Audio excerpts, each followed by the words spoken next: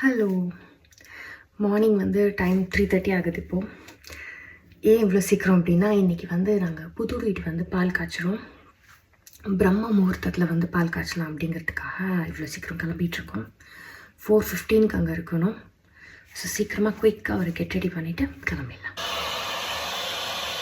இன்றைக்கி வந்து போட்ட ட்ரெஸ் வந்து ஒரு சிம்பிள் காட்டன் குர்தா செட். இது வந்து ஒரு ரஸ்ட் கலர் குர்தா செட்.